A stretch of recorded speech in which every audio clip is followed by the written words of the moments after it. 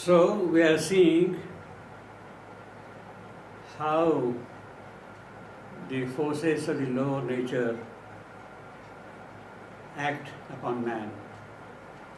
The nether forces, the Titan and the Fury and the Jinn, how they enter into our subconscious actions.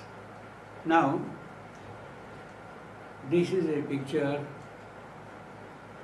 of the mental being, of the cosmic mental being, the universal Manomaya Purusha. Man, not you and me, but man who is the prototype, if you want to say that way, of which we are made. He is inheriting the entire cosmic past, and Savitri is experiencing that particular state of the cosmic man, the universal man, or the mental being, that in him operate the Titan and the Fury and the Jinn, the nether powers, all the infernal movements, actions, all that comes from hell, they spring up into the subconscious of this universal man. And that is the picture we have presently being given in the cosmic vision. Savitri is seeing in her dream consciousness, in her Swapnavastha. That is what she is seeing here. The dreadful powers held down within his depths become his masters or his ministers. Enormous, they invade his bodily house, can act in his acts, infest his thought and life. That is what they do. They enter into the life of man to an unwanted degree, create havoc in his life. That is what they do. Infest his thought, his life. They enter unwanted into his actions, into his thought, into his emotions, feelings, passions, desires. Everything is now governed by this cosmic man springing up from below, into the cosmic man, by these powers springing from below, from the inferno. Inferno surges, the hellfires, they move forward and affect him in every respect. Inferno surges into the human air and touches all with a perverting breath. He may be having noble thoughts, very high noble passions, love, sweetness, joy, but something comes from below, and then a kind of a doubt is planted in his mind. A kind of a jealousy is introduced into his emotions by these people. You are sweet to everybody, but then suddenly you become jealous of somebody. Somebody whom you are lacking all the while, he becomes in a way your enemy. This is what these lower powers do. They infest you, all your thoughts and actions and movements and feelings, everything, with the subconscious notions of things, and they govern his life. Inferno surges into the human air and touches all with a perverting breath. Enormous, they invade his bodily house. They can act in his acts. They can infest his thought and his life. That is what they constantly do. This is the grammatical structure for the sentence here. And then what happens?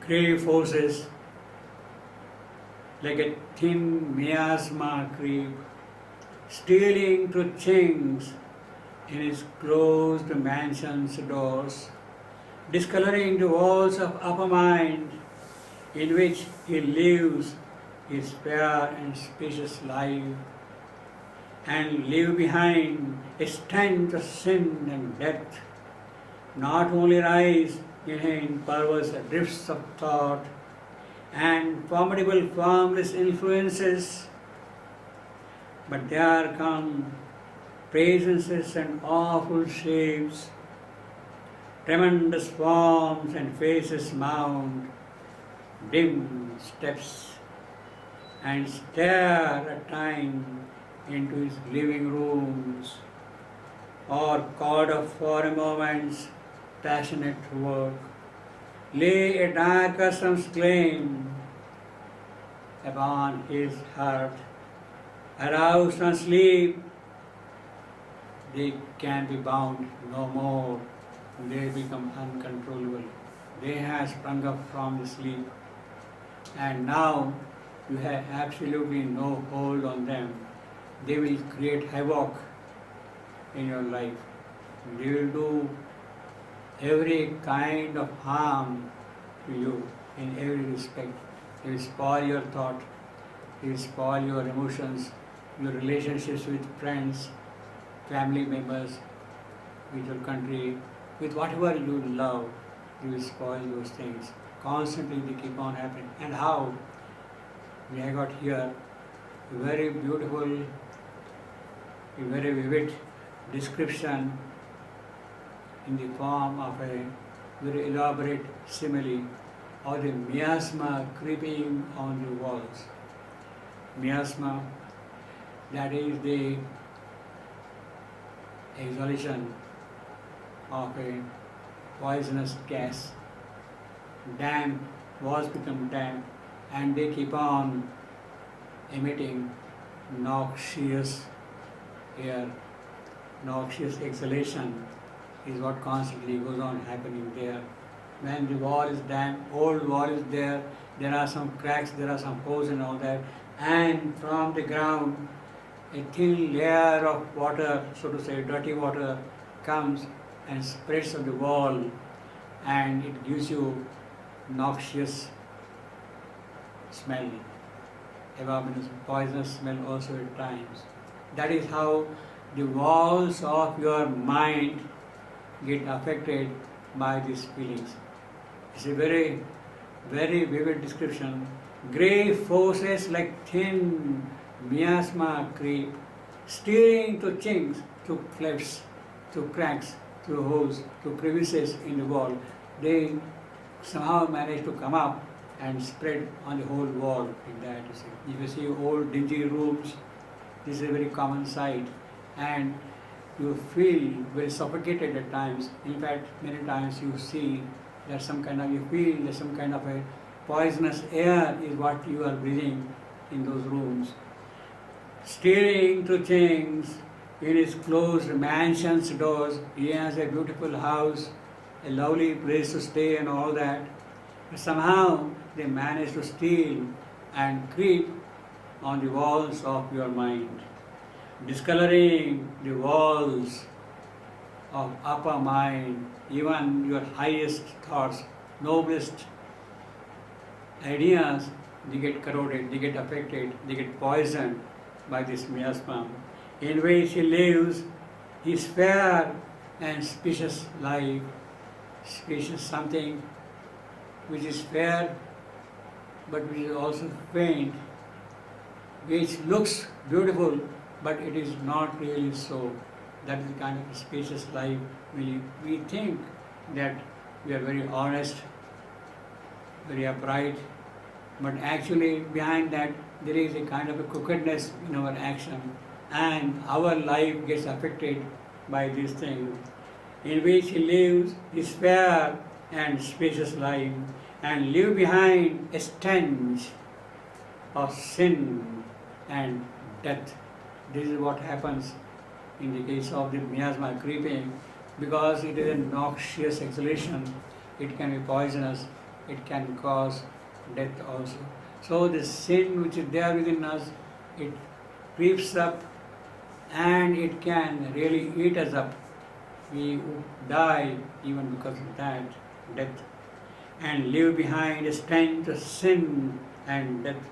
Not only rise in perverse drifts of thought because of this miasma, not only there is a perversion in your thinking, in your mind, but then many other things also happen. What are the other things? And formidable, formless influences, and formidable, formless influences.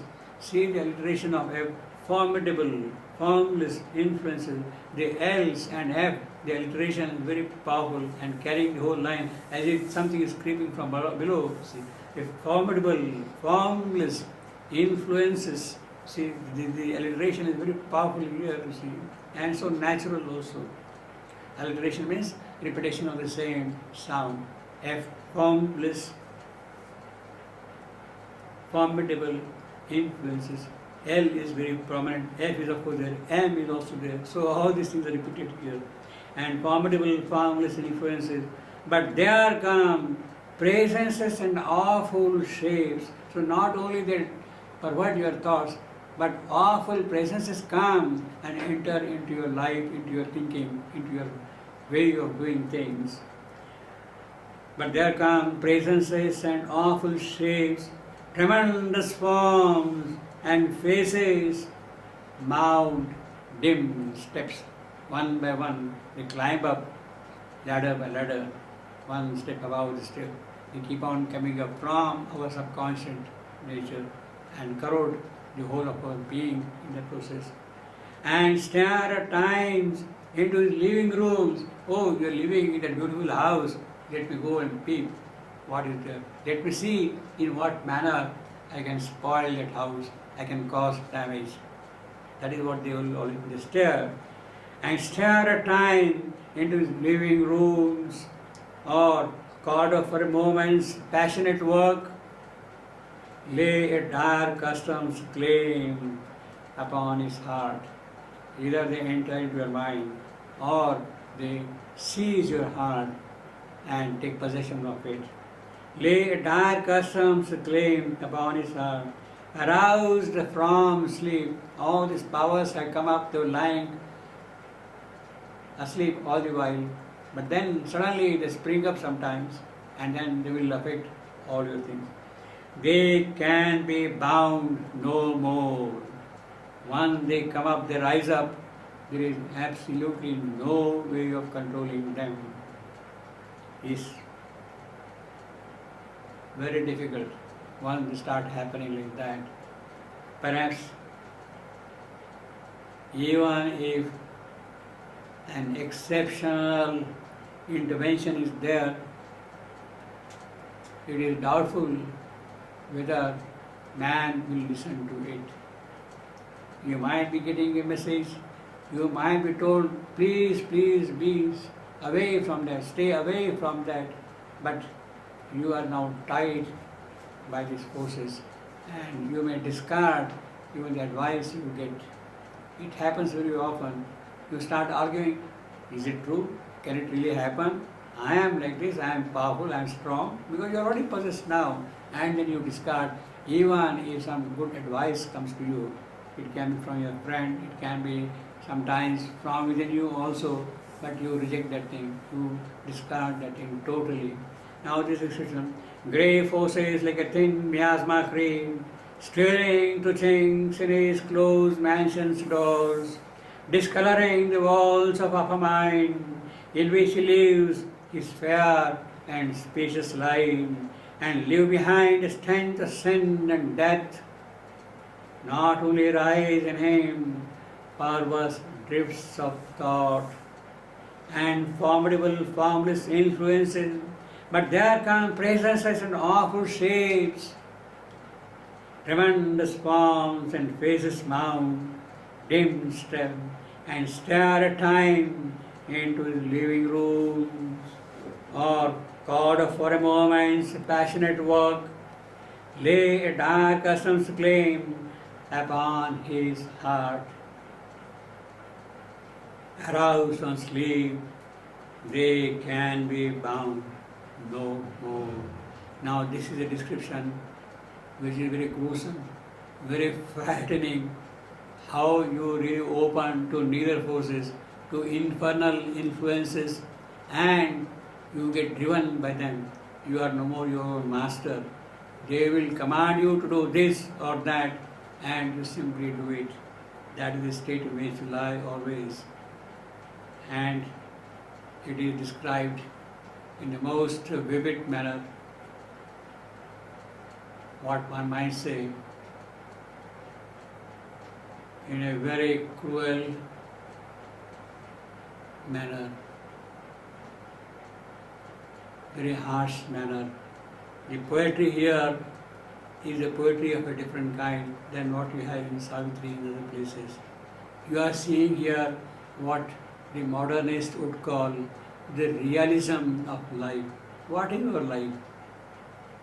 Our life is full of suffering, misery, hatred, jealousy, wars, battles, possession, power, sex. All these things are there in our life, and that is the thing which is being presented to us by the modern writers.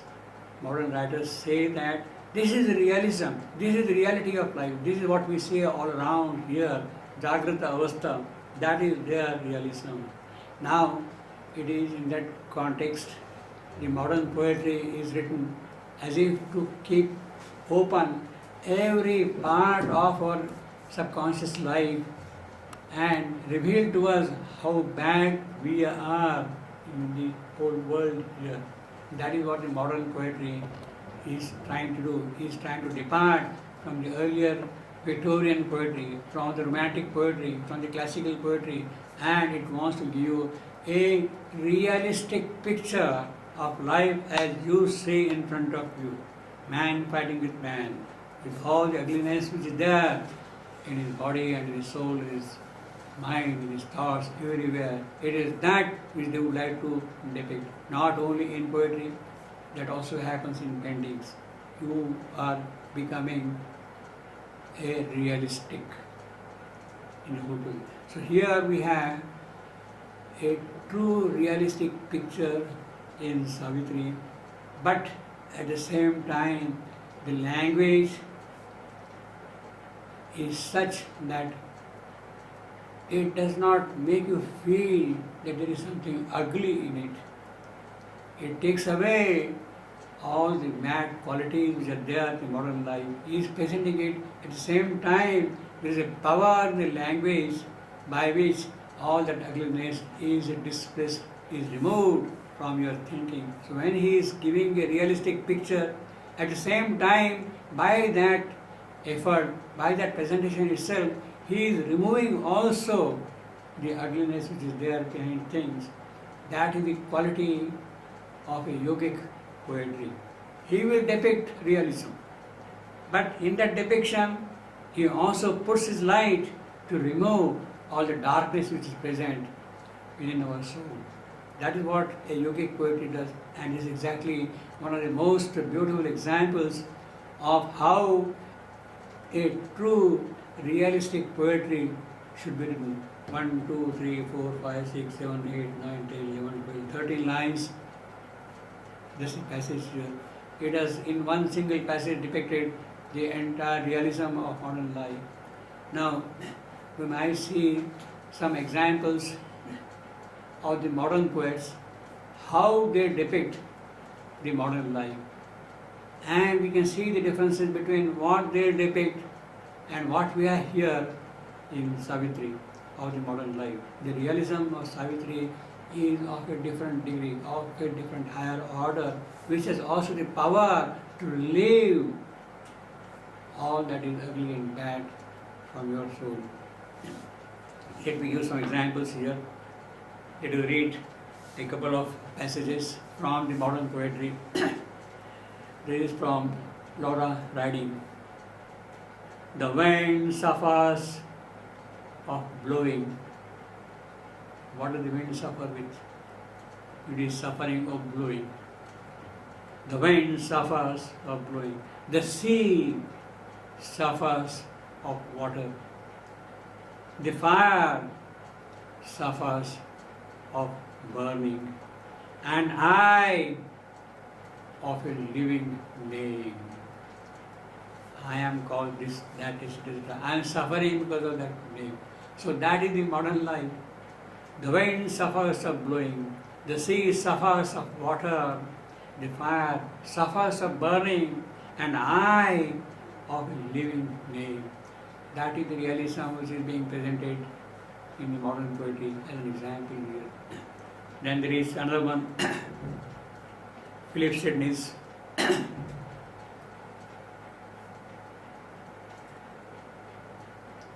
every snaky eye finds harbor here. Is the phrase here. Nor every snaky eye finds harbor here, nor flatterers' venomous insinuations, nor cunning humorists' peddled opinions, nor causeless duty, nor cumber of arrogance, nor trifling title of vanity, desolate us, nor golden manacles stand for a paradise. This is our life, according to Sir Philip Sidney. Nor golden manacles stand for paradise. Yes, you are chained in golden chain. You are a beautiful bird, but caught in a golden cage. That is the life we have got. And that is not a paradise. Although it is golden, that is not a paradise at all. Nor golden manacles stand for a paradise. Let us read a couple of more examples. Isaac Rosenberg's, this one. Somber the night is, and though we have our lives, we know what sinister threads lurk there. Our life is found. We know what sinister threads lurk there. Death could drop from the dark. Death could drop from the dark. See, very beautiful line, very beautiful image. Death could drop from the dark. And as easily as song, death is dropping in the dark in the same easiness with which a song will drop from your lips. That is the condition in which we live. Death could drop from the dark as easily as song, but song only dropped like a blind man's dreams on the stand. Blind man is hanging his dreams on the stand, and the way in which those dreams drop from the stand, in the same manner the song also drops, in the same manner death also drops into the dark. Like a blind man's dreams on the sand by dangerous tides. That is the culmination. How the song is dropping. Like a blind man's dream from the stand, it is dropping by a dangerous tide. Something happened from somewhere, I don't know where from it comes, and the dream drops. In the same manner, the song drops. In the same manner, death drops into the darkness. Now, this is a very beautiful image, but it is a very frightful image also. It doesn't have inbuilt into it the capacity to give relief, to give promise, to give assurance. No, this is not all your life, all that you are. That is what Savitri's passage tells you. Yes, miasma is creeping, but at the same time, it has also the power to tell you, look, this is a small thing, it will go away. It has the power of assuaging the feeling. Then let us read Eliot's from East Coker, I should be glad of another death. It starts that I should be glad with another death. The wounded surgeon plies with his pliers. The wounded surgeon plies the steel that question the distempered past. The steel is questioning the distempered past. Beneath the bleeding hands, we feel, beneath the bleeding hands of the surgeon's patient, we feel the sharp compassion of the healer's art. He is cutting, he is doing surgery on you, but behind that surgery, that action, is a compassion's art. It is a compassion. He is doing it for your good. The sharp compassion of the healer's art, resolving the enigma of the fever's chart. Chart is showing your temperature rise up and down, the chart is there. And the surgeon is doing operation on you. And in that operation he is resolving the enigma. Where from this misery, this suffering, this up and rise along me?